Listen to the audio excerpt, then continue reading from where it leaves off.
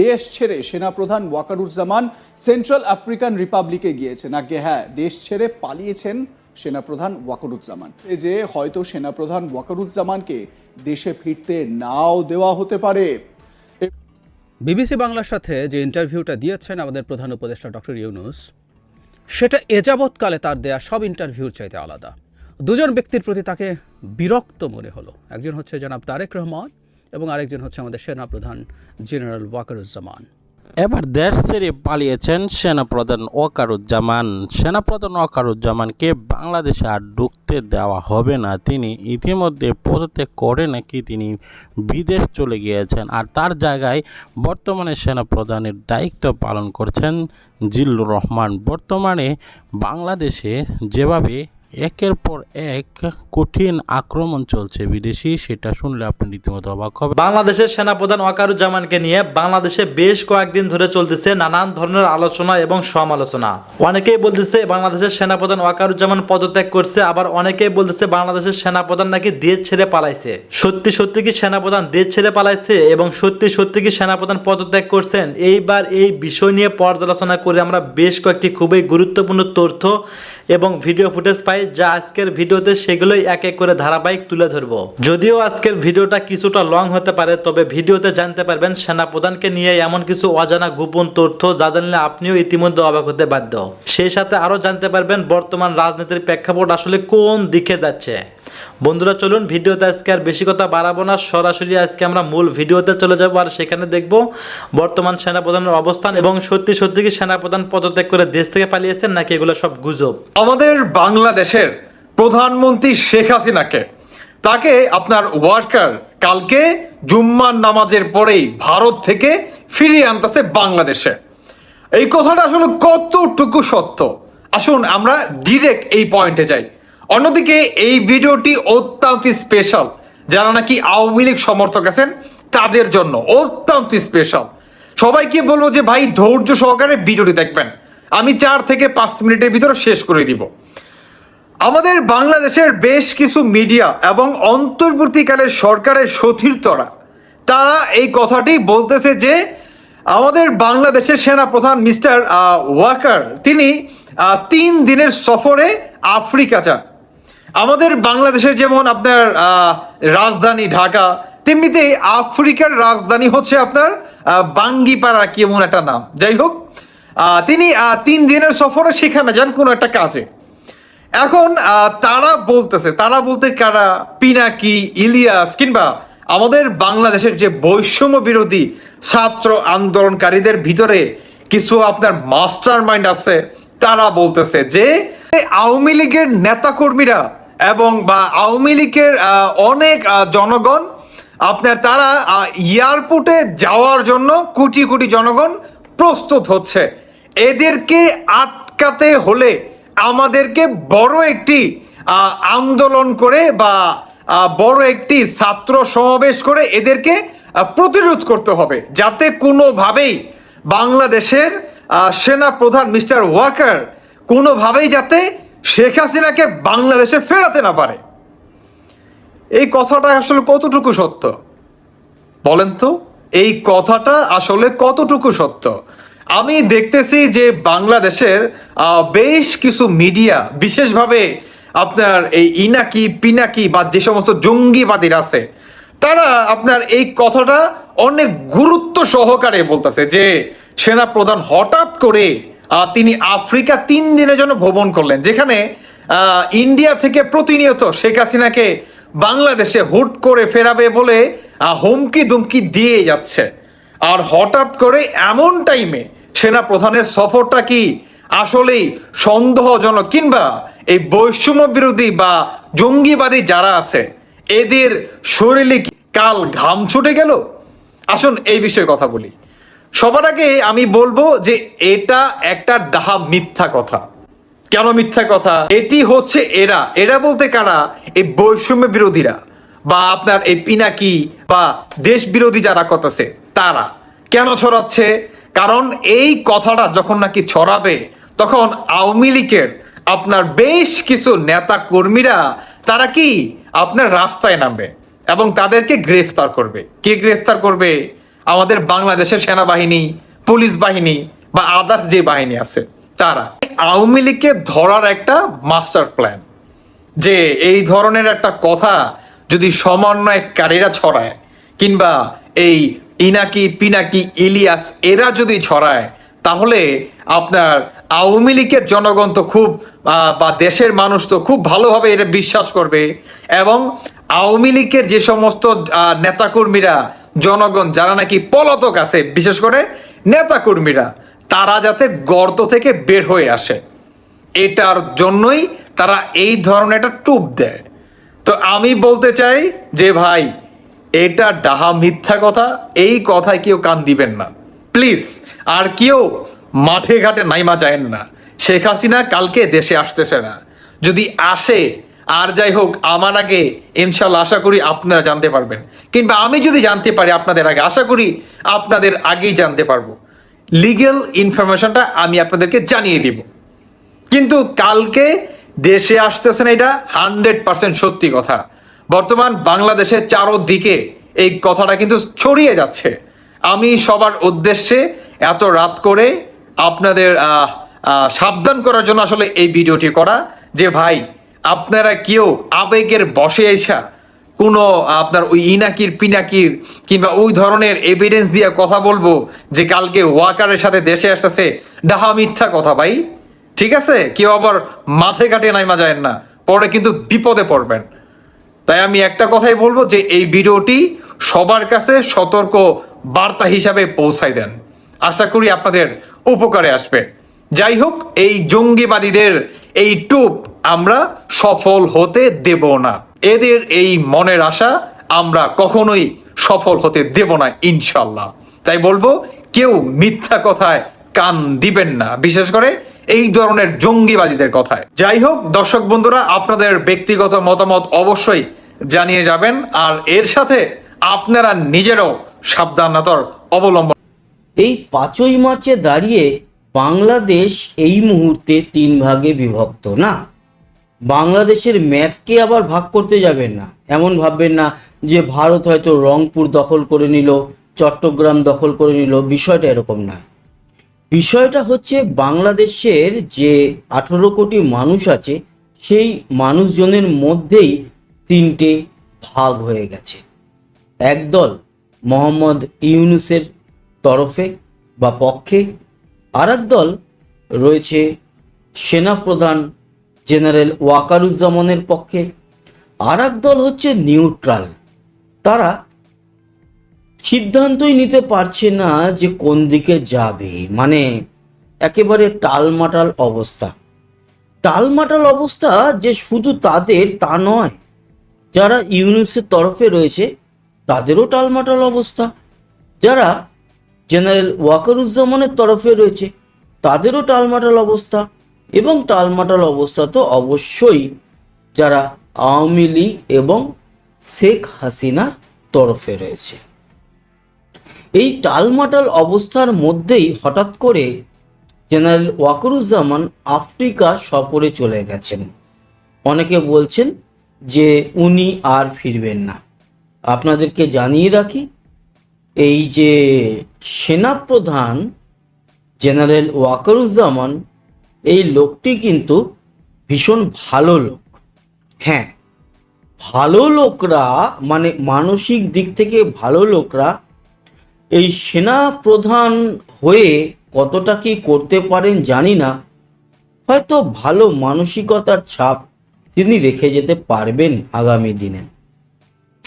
এনার সম্পর্কে অনেক সমস্যাও আছে, আবার অনেক ভালো দিকও রয়েছে। কেন বললাম কথাটা? তার কারণ হচ্ছে, উনি যদি মনে করতেন তাহলে 5ই আগস্ট উনি নিজের হাতে দায়িত্ব টেনে নিতে পারতেন। উনি তো বাংলাদেশে coup এনে দিতে পারতেন, মানে মিলিটারি শাসন। উনি তো করেননি, এবং 7 থেকে 8 মাস দেখার পর উনি বিরক্ত হয়ে বলেছেন যে এনাফ ইজ এনাফ। এইখান থেকে মনে হয় বা বোঝা যায় যে উনি চান না বাংলাদেশের শাসক হতে। উনি চান যে বাংলাদেশ সেনাবাহিনীর দায়িত্ব সামলাতে। এইখানেই প্রমাণ হয় উনি একজন ভালো লোক। কিন্তু একজন সেনাপ্রধান হিসাবে যেখানে দেখা যাচ্ছে যে দেশের পুলিশকে মেরে ঝুলিয়ে দিচ্ছে ঠ্যাং তুলে, এবং পুরো 32 নম্বর ধানমন্ডি ছাড়াও বাংলাদেশের সমস্ত সম্পত্তি তারই তো দেশ নাকি, তারই তো দেশ এবং আপনাদেরই তো দেশ, সেই দেশের সমস্ত সম্পত্তি লণ্ডভণ্ড হয়ে যাচ্ছে, উনি তখন বেহালা বাজাচ্ছেন। এই জায়গাগুলো খারাপ লাগে। খারাপ কেন লাগে? তার কারণ উনি নিজেই বলেছিলেন যে জানমালের দায়িত্ব ওনার, কিন্তু কোনো জান এবং কোনো মাল কোনো কিছুর দায়িত্বই উনি পালন করতে পারেননি। এখনো সেই সেম সিচুয়েশন চলছে। এর মধ্যে দাঁড়িয়ে উনি আফ্রিকায় গেছেন এবং সেখানে রাষ্ট্রপুঞ্জর যে সেনাবাহিনী আছে, যেখানে বাংলাদেশেরও বেশ কিছু সেনাবাহিনীর লোকজন রয়েছে, সেখানে উনি আজকের ডেটেও প্রেজেন্ট। অনেকে বলছেন যে 7ই মার্চ উনি যখন ফিরবেন ওনাকে নাকি আর দেশে ঢুকতে দেওয়া হবে না। উনিও এটাই চাইছেন যে ওনাকে দেশে ঢুকতে দেওয়া না হোক। তার কারণ উনি চিন্তাই করে গেছেন যে আমি রাষ্ট্রপুঞ্জের ওখানে যাব, ওখানে গিয়ে তাদের সাহায্য চাইব, তাদেরকে বলবো। হ্যাঁ, অনেকেই বলবেন যে উনি তো একটা কিছুর উদ্বোধন করতে গেছেন। বাংলাদেশের এই সিচুয়েশনে দাঁড়িয়ে বাংলাদেশের সেনাপ্রধান গেছেন আফ্রিকায় একটা ফিতা কাটতে। এটা আপনি ভেবে নিন, আপনি আনন্দে থাকুন এটা ভেবে, কিন্তু এটা যারা ভাবেন তারা যে কত বড় মূর্খ সেটা অবশ্য মানে করতে হবে, রিসার্চ করতে হবে, এবং আইনস্টাইন, নিউটন ওনাদেরকে ডেকে আনতে হবে যে ওনারা রিসার্চ করে বার করুন, আমাদের ক্ষমতা নেই। আফ্রিকায় উনি রয়েছেন এবং উনি 7ই মার্চ বাংলাদেশে ফিরবেন, জেনারেল ওয়াকারুজ্জামান। এবার ওনাকে যদি ঢুকতে দেওয়া না হয়, মানে যেরকমটা 1999 সালে হয়েছিল পাকিস্তানে, তারপর জেনারেল পারভেজ মোশাররফ সেই সময়কার উনি নওয়াজ শরীফকে সরিয়ে দিয়ে পুরো দায়িত্ব নিয়ে নিয়েছিল। কু জারি হয়ে গেছিল পাকিস্তানে বাংলাদেশি ভাষায়। সেই কু কি জারি হয়ে যাবে, নাকি উনি একেবারে নর্মালি ঢুকবেন? বলে রাখি, ওনাকে আটকানোর ক্ষমতা এই মুহূর্তে কারুর নেই। উনি ওনার কাজটা করে আসবেন। ওখানে উনি কিছু কাজে গেছেন, ওই কাজ করে বাংলাদেশে প্রবেশ করবেন এবং উনি আবারও যা যা দায়িত্ব পালন করছিলেন করবেন। মোহাম্মদ ইউনূস এই মুহূর্তে উনি মনে প্রাণে চাইছেন যে ভারতের সাথে বন্ধুত্ব, সেটার প্রমাণ আপনারা পেয়ে গেছেন, এবং ওয়াকারুজ্জামানের সঙ্গে ভারতের বন্ধুত্ব, বা আমাদের যে উপেন্দ্র দ্বিবেদী আমাদের সেনাপ্রধান, ওনার সঙ্গে যোগাযোগ কনস্ট্যান্ট রয়েছে। বাট এখানে প্রশ্ন হলো, থার্ড পার্সেন্টরা যদি সেই কাজটা করার চেষ্টা করে তাহলে কি হবে? তাহলে যেটা হবে সেটাই আমরা চাইছি। আমরা চাইছি যে আপনারা জেনারেল ওয়াকারুজ্জামানকে বাংলাদেশে ঢুকতে দেবেন না, এটাই আমরা চাইছি, ভারতীয়রা চাইছি। আর আপনারা ঢুকতে না দিলেই আমাদের সোনায় সোহাগ। কেন? তার কারণ আপনাদের সংবিধান অনুযায়ী এই মুহূর্তে আপনাদের রাষ্ট্রপতি আছে, আপনাদের সংবিধান অনুযায়ী এই মুহূর্তে আপনাদের সেনাপ্রধান আছে, আপনাদের সংবিধান অনুযায়ী আপনাদের কোনো প্রধানমন্ত্রী বা রাষ্ট্রের প্রধান নেই, মানে রাষ্ট্রপতি আর সেনাপ্রধানকে বাদ দিলে, মানে প্রধানমন্ত্রী টাইপের কেউ নেই। যিনি আছেন মোহাম্মদ ইউনূস, উনি কোনো একটা ভোটে জিতে আসাও লোক নয়, উনি হচ্ছে দখল করা একটি শাসক। তাই সেই জায়গায় বাংলাদেশের যে সংবিধান আছে, ওভারঅল সারা পৃথিবী সেই সংবিধানটাকেই দেখবে। বাকি আপনাদের ওখানে কি সিচুয়েশন চলছে না চলছে এই সমস্ত দেখবে না। সংবিধান কি বলছে, আপনাদের যে সংবিধান পাস হয়ে রয়েছে সেই সংবিধান তো বদলায়নি, যেটা চেষ্টা করেছিল বা চেষ্টা করে যাচ্ছে প্রতিনিয়ত এই ইউনিস গভর্নমেন্ট, সেই সংবিধান তো বদলায়, নিয়ম সংবিধানই আছে। সেই সংবিধান অনুযায়ী আপনাদের দেশে এই মুহূর্তে কোনো প্রধানমন্ত্রী নেই, আছে আছে কিন্তু তিনি দেশে নেই। মানে সংবিধান অনুযায়ী প্রধানমন্ত্রী এই মুহূর্তে শেখ হাসিনা, কিন্তু তিনি নেই, তিনি ভারতে আছেন। তাই আমরা চাইছি যে আপনারা একেবারে দায়িত্ব নিয়ে, যারা মোহাম্মদ ইউনূসের সাপোর্টার, ওনারা একটা কাজ করুন। যেরকম ওই পিনাকি, ফ্রান্সের ইলিয়াস, এরা সব বলছে যে আর ঢুকতে দেবে না, আপনারা এটা করুন। আমরা প্লিজ চাইছি আপনারা করুন। বুকে দম থাকলে ওয়াকারুজ্জামানকে আটকে দেখান যে আপনাদের দেশে ঢুকতে দেবেন না ওনাকে। আর এটাই আমরা চাইছি, তারপরই তো খেলাটা শুরু হবে। এটা পুরো প্ল্যানের মধ্যে চলছে। যতই বড় রাজনীতিবিদ হোক না কেন, মোহাম্মদ ইউনূস, এই ছাত্ররা, অনেক বড় বড় বাবা, মানে বাপেরও বাপ থাকে না, সেটা কিন্তু খুব সত্যি কথা। তাই এই মুহূর্তে এত ঘাবড়ানোর কোনো দরকার নেই। উনি ওখানে আছেন, উনি ফিরবেন 7ই মার্চ। আর যদি 7ই মার্চ ওনার বিমানকে না নামতে দেওয়া হয়, ওনার বিমান নামবে হচ্ছে ভারতে। আর ভারতে যদি সেনাপ্রধান ওয়াকারুজ্জামানের বিমান নামে, তাহলে বাংলাদেশের সাধারণ মানুষরা বুঝে নিন বড় কিছু কিন্তু 7ই মার্চের পরেই আপনাদের উপরে ঘটে যাবে। এবং এটা কোনো হুমকি নয়, কোনো হুমকি নয়, এটাই হচ্ছে আসল প্ল্যান। এবার এই প্ল্যানের এগেনস্টে যদি আপনারা ওয়াকারুজ্জামান দেশে প্রবেশ করে যায়, তাহলে নেক্সট প্ল্যান হচ্ছে গিয়ে শেখ হাসিনা প্রবেশ করবে। তাই ওভারঅল খেলা কিন্তু এখন সমস্তটাই আমাদের হাতে, ভারতের হাতে। অতএব বাংলাদেশের সাধারণ মানুষরা ভালো থাকুন, সুস্থ থাকুন। আর যারা বাংলাদেশের শত্রু, এই মুহূর্তে বাংলাদেশে বসে বাংলাদেশকে পিছিয়ে নিয়ে যাচ্ছে, তাদের জন্য খুব আসসালামু আলাইকুম প্রিয় দর্শক, আপনাদের একটা ছোট্ট ঘটনা, ছোট্ট না, মোটামুটি একটা বড় ঘটনাই আমি বলবো, স্মরণ করে দিই। গত মাসে মানে ফেব্রুয়ারির 23 তারিখ রবিবার রাতে, দিবাগত রাতে, রাত 3টা, সেই সময় আমাদের স্বরাষ্ট্র বিষয়ক উপদেষ্টা একটা প্রেস কনফারেন্স করেছিলেন। আপনাদের নিশ্চয়ই মনে আছে, মনে থাকার কথা। এই কারণে কথা যে এর আগে কখনো কোনো মন্ত্রী এভাবে রাত 3টার সময় জরুরি সংবাদ সম্মেলন ডাকেনি। উনি ডেকেছেন এবং উনি ডেকে সেখানে অনেক কথা বলেছেন যে আইন শৃঙ্খলা পরিস্থিতির কীভাবে চেঞ্জ করা হবে, কিভাবে না করা হবে, এর আপনারা দেখবেন এখন প্রচুর চেঞ্জ হবে। তারপরে দোষীও করেছেন, কাউকে কাউকে দায়ীও করেছেন যে পলাতক যারা আছে, এই আওয়ামী লীগ এবং তার দোসররা, তারাই নাকি আইন শৃঙ্খলার পরিস্থিতির অবনতি ঘটাচ্ছে। এগুলো অনেক কথা বলেছেন এবং শেষে একটা কথা স্পষ্ট করে বলেছেন যে আগামীকাল সোমবার থেকেই আপনারা আইন শৃঙ্খলা পরিস্থিতির উন্নতির একটা নমুনা দেখতে পারবেন সারা দেশে।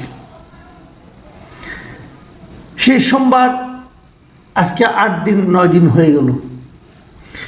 পরিবর্তন দেখেছেন আপনারা কতটুকু আমি জানি না। আপনারা নিশ্চয়ই আমাদের যদি পত্রপত্রিকা দেখেন, এমন কোনো দিন কি ছিল যেদিন কোনো একটা অঘটন ঘটেনি? ঘটেছে। ছিনতাই, ছিচকে চুরি, এগুলি তো হয়েছে, এগুলি বাদ দিই, এগুলি আমি ধরি না কেন? মানুষ হয়তো অভাবের তাড়নায় অনেক সময় এরকম ছিচকে ছিনতাই টিনতাই করতে পারে, এটা আমি বাদই রাখলাম। কিন্তু আপনারা এটাকে কি বলবেন যেটা গত রাতে ঘটলো? গত রাতে কী ঘটলো? গুলশানের একটা বাড়িতে, শাহাবুদ্দিন পার্ক, গুলশানের শাহাবুদ্দিন আহমেদ পার্ক আছে, সেই পার্কের পাশের একটা বাড়িতে এইচটি ইমামের ছেলে সাবেক সংসদ সদস্য তানভীর ইমাম থাকেন, এই ধরনের একটা গুজব ছড়ানো হয়েছে এবং ছড়িয়ে বলা হয়েছে সেই বাসায় অনেক আওয়ামী লীগের অনেক বড় বড় বড় বড় যাদের নাকি যাদের বিরুদ্ধে গ্রেপ্তারি পরোয়ানা আছে তারা সেখানে লুকিয়ে আছেন। বলা হয়েছে সেখানে প্রচুর অস্ত্র আছে, বলা হয়েছে 200-300 কোটি টাকা সেখানে লুকিয়ে রাখা হয়েছে। এগুলো বলে প্রায় 100 লোক ওই বাড়িতে ঢুকে পড়েছে। ঢুকে পড়ে দরজা ভেঙে, কেয়ারটেকার মানা করেছে, কেয়ারটেকার বারবার বলেছে যে এই বাড়িতে এইচটি ইমামের ছেলে থাকেন না, উনি বারবার বলেছেন। কার কথা কে শুনি? ভেঙে ঢুকে তারা ওইখানে তছনছ করেছে পুরো বাড়ি, আলমারি খুলেছে, ওয়ার্ড্রপ খুলেছে, এইটা খুলেছে, সব তছনছ অবস্থা একটা। আবার ওইটা আবার আমাদের মিডিয়াগুলো আমি একটু হেসে নিলাম, কিছু মনে করবেন না, আমাদের মিডিয়াগুলি দায়িত্ববান মিডিয়া যারা, আমাদের মিডিয়াগুলো সেটাকে লাইভ সম্প্রচার করেছে। আবার আমি মিডিয়াকে একদিক দিয়ে আমি ধন্যবাদও দিচ্ছি এই কারণে, লাইভ সম্প্রচার করার কারণে বাংলাদেশের মানুষ জনগণ দেখতে পেরেছে এরা কারা, এরা কী ধরনের লোক, এদের চেহারা, ছবি, কথাবার্তা কী, মোটামুটি একটা ধারণা কিন্তু পাওয়া গেছে। এই লোকগুলো তছনছ করেছে। আমি হঠাৎ করে আমি একটা টিভিতে দেখলাম যে সমস্ত লোকের সঙ্গে দু একটা পুলিশকেও দেখলাম, আমরা পুলিশ সেখানে আছে, তারা কি করলো আমি জানি না, থামানোর চেষ্টা করলো নাকি ওদের সহযোগিতা করলো বলতে পারবো না। এই ঘটনা প্রবাহ ঘটে যাওয়ার পরে জানা গেল না এই বাড়িতে এইচটি ইমামের ছেলে থাকে না। এই বাড়িতে যে ভদ্রমহিলা থাকেন উনি এইচটি ইমামের ছেলে, এই যে তানভীর ইমাম, তার ওয়াইফ ছিলেন, সেটাও প্রায় 2 দশকেরও বেশি সময় আগে। তারপর তাদের সঙ্গে সেপারেশন হয়ে গেছে, অনেক কিছু হয়ে গেছে। তাহলে এই অভিযোগটাই বা কে তুলল? আর এই অভিযোগ উস্কানিতে পা দিয়ে এত লোকই বা সেখানে কেন গেল? তারপর রাতে গভীর রাতে, আরও গভীর রাতে ওখানে আর্মি গিয়েছে, যে শেষ পর্যন্ত তারা ওখান থেকে 3 জন লোককে গ্রেপ্তার করেছে এবং গ্রেপ্তার করে বলছে যে এই 3 জনের মধ্যে একজন নাকি আগে এই বাড়ির কেয়ারটেকার ছিল, অন্য 2 জন আবার বাবা, পুত্র এবং পিতা পুত্র আছে, এরা নাকি এগুলো উস্কানিটা এরা মূলত দিয়েছে। কেন দিয়েছে কি সমস্ত এটা পরে হয়তো উদ্ধার হবে। তো এখন এই ঘটনাগুলি ঘটে গেলো। এখন আমার কথাটা কোথায়? আমি কিন্তু এই ঘটনা, এটা তো খারাপ ঘটনা, অবশ্যই পুলিশ তার করবে, পেছনের কারণ উদ্ঘাটন করবে, সবই করবে। কিন্তু আপনারা একটা কথা বলেন, যাদের বাড়িতে ঘটনাটা ঘটলো তারা, আপনি ভাবেন তো একবার, এই 100 জন লোক আপনার বাড়ির সামনে চলে এসেছে, এসে বলছে এই বাড়িতে আওয়ামী লীগের লোক আছে, বলছে এই বাড়িতে অস্ত্র আছে, বলছে এই বাড়িতে 200-300 কোটি টাকা আছে। বাড়ির ভেতরে আপনি বসে আছেন, অথবা আপনার স্ত্রী বসে আছে, অথবা আপনার পুত্র কন্যারা বসে আছেন। আপনাদের কি করণীয়? প্রায় আধা ঘন্টা ধরে তারা বাড়ির সামনে হইচই করেছে, ভাঙচুর করেছে। নিশ্চয়ই আপনারা ফোন দিবেন। কাকে ফোন দেবেন? পুলিশকে ফোন দেবেন, 999-এ ফোন দেবেন। তাহলে এরা এই আধা ঘন্টা ওখানে বসে থেকে স্লোগান দিয়ে তারপর দরজা ভেঙে উপরে উঠতে তারও অনেক আগেই তো পুলিশের চলে আসার কথা। পুলিশ কেন ঘটনা প্রবাহ শেষ হওয়ার পরে আসলো? আর্মি কেন ঘটনা প্রবাহ শেষ হওয়ার পরে আসলো? এই প্রশ্নগুলো আপনার লাগে না?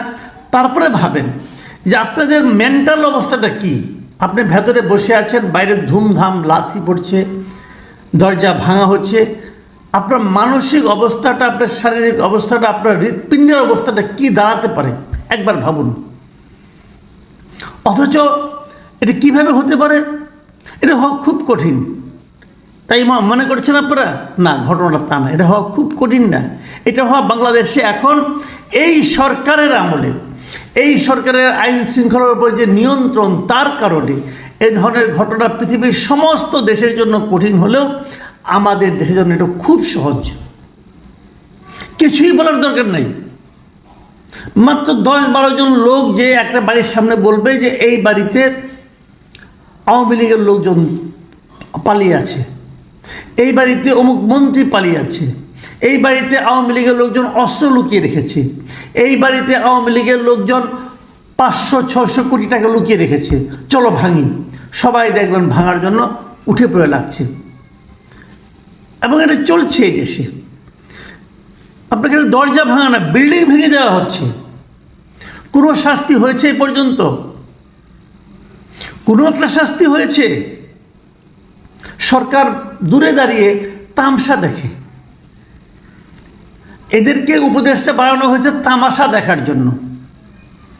নিজেরা তামাশা করেও আবার মধ্যরাতে। কিছু লোক তামাশা করেন আর কিছু লোক তামাশা দেখেন।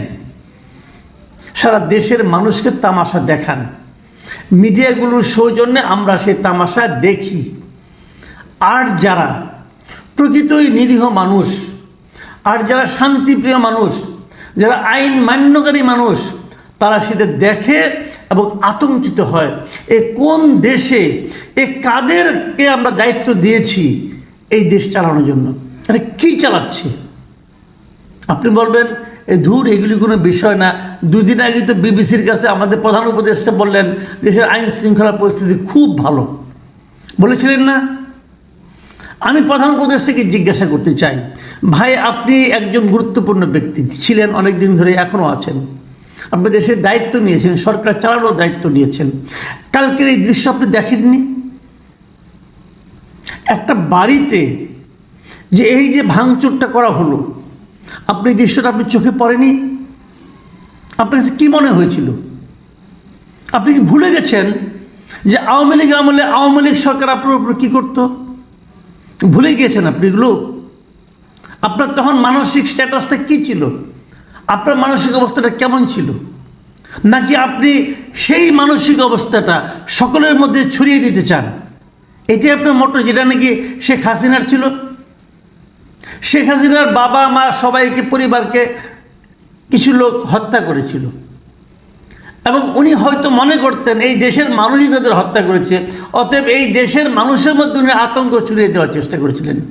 যে সেই কাজটাই কি আপনি করছেন?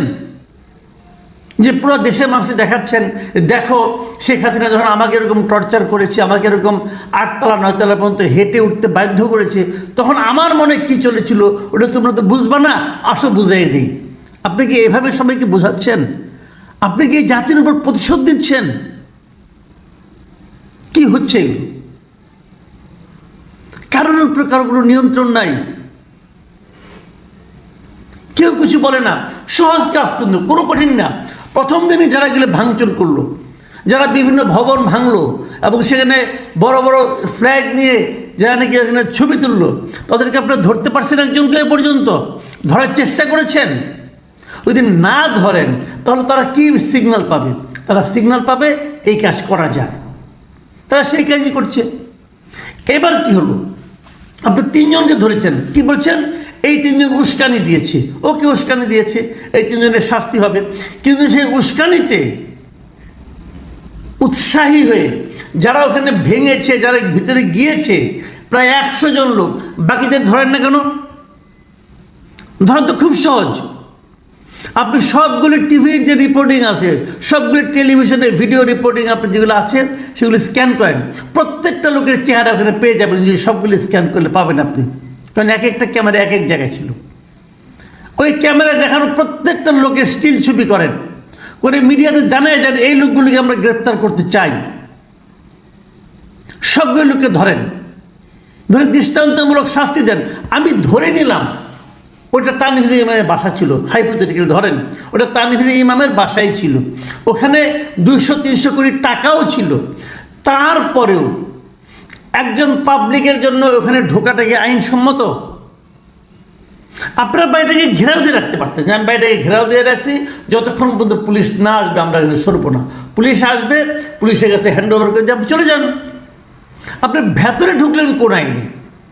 এবং এই ভেতরে ঢোকাটা যে অপরাধ, এটা কি সরকার বোঝে? যদি বোঝে, সরকার কি তাদের বিরুদ্ধে কোনো অ্যাকশন নেবে? নেবে না। আজকে দেখলাম প্রধান উপদেষ্টা প্রেস একটা বিবৃতি দিয়েছে, তারা ঘটনার একটা ধারা বর্ণনা দিয়েছে। আরে ভাই, আপনাদের ধারা বর্ণনা দেওয়ার আগে এদেশের সব লোক টেলিভিশনে ওই ধারা বর্ণনা দেখে ফেলেছে। আপনারা এখন কী থাপথুপ করতেছেন? 3জনকে অ্যারেস্ট করছেন, বিরাট কাজ করছেন একটা। আর বাদ বাকি যাদেরকে অ্যারেস্ট করা হলো না, বাদ বাকি যারা ওখানে গেল তাদেরকে তো উৎসাহ দিলেন, সেটার কি হবে? লুটপাট তো এখন হয়েছে, লুটপাট হয়েছে, টাকা পয়সা লুটপাট করেছে, জিনিসপত্র লুটপাট করেছে, জিনিসপত্র তছরূপ করেছে। ক্ষতিপূরণ কে দিবে? রাষ্ট্র দিবে? রাষ্ট্র তার একজন নাগরিককে নিরাপত্তা দিতে পারে নাই, এবং তার রাষ্ট্রের ব্যর্থতার কারণে ওই লোকের ক্ষতিগ্রস্ত হয়েছে। সে ক্ষতিপূরণ কে দিবে? দিবে রাষ্ট্র? এ কোন জঙ্গল রাজ্যে আমরা আছি এখন? আমরা কি দেশটাকে জঙ্গল বানিয়ে ফেলার প্রতিজ্ঞা করেছি? প্রিয় দর্শক, আমি খুবই হতাশ এবং খুবই দুঃখিত। কি বলবো? আবার দেখবেন এরও পক্ষে কিছু লোক দাঁড়ায় যাবে, দেশ থেকে বিদেশ থেকে কিছু পীর মুরিদ দাঁড়ায় যাবে, বলবে বিপ্লবোত্তর দেশে এগুলি হয়, এগুলি বলবে, বলে আবার এখানে এর পেছনে আবার একটা যুক্তি। ধন্যবাদ প্রিয় দর্শকবিন্দু, আমাদের ফুল ভিডিওটি দেখার জন্য আপনাকে জানাই অসংখ্য অসংখ্য ধন্যবাদ। তো বন্ধুরা, ইতিমধ্যে আমাদের ভিডিও ফুটেজে যে দেখতে পেয়েছেন, সেনাপ্রধানকে নিয়ে নানান ধরনের আলোচনা এবং সমালোচনা শুনলেন। এই বাংলাদেশের সেনাপ্রধান ওয়াকারুজ্জামানকে নিয়ে আপনাদের কি মতামত এবং কি প্রশ্ন, এবং আজকের ভিডিওটি দেখে আপনাদের সেনাপ্রধানকে নিয়ে আপনাদের মনের মাঝে কি করছেন, মানে কি প্রশ্ন, অবশ্যই সেটা কমেন্ট বক্সে কমেন্ট করতে ভুলবেন না। আর হ্যাঁ, এমন নিত্য নতুন আপডেট খবর সবার আগে পেতে চাইলে এখনই আমাদের এই পিচ্চি সাকিব ইউটিউব চ্যানেলটি সাবস্ক্রাইব করুন। ধন্যবাদ।